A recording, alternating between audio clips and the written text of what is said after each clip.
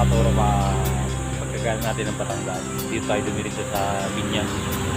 Bali dyan sa kapila, dyan tayo mag-pick up sa warehouse nila.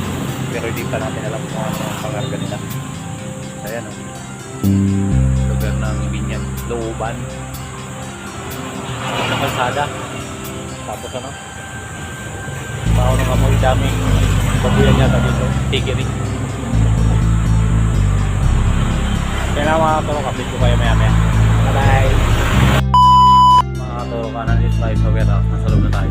Dito pala pinkuha yung mga lahat ng mga gamit sa pangkusina. Cheese, UFC, oyster sauce, dito pala sa warehouse na to.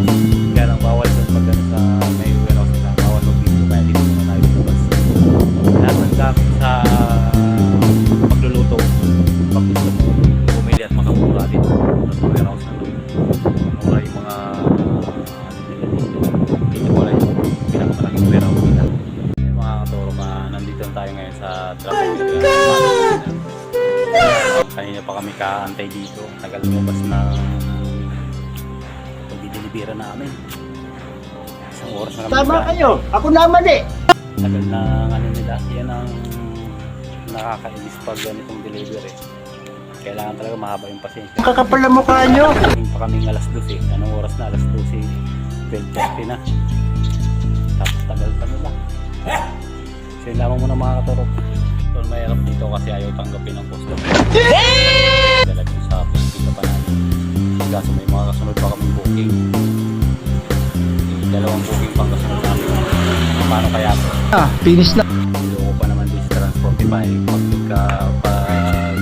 di ka nakarating doon sa amin nila pag kinantil, kalpas kagad. Tama kayo, ako naman eh. Daming deliver namin, ayaw tanggapin ng customer kasi mali yung pinadala sa amin.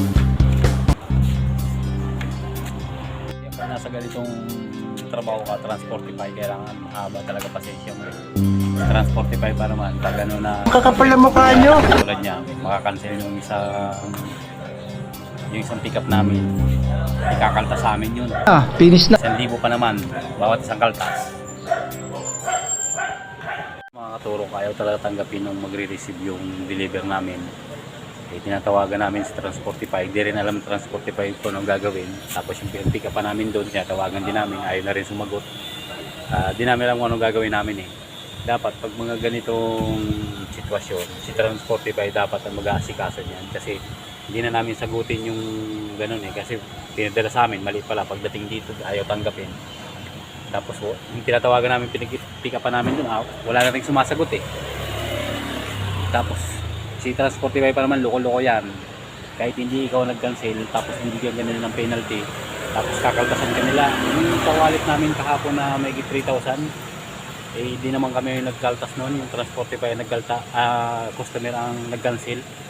Sa amin kinaltas, 3,000 ang nadali sa amin kahapon ng Transportify na yan eh.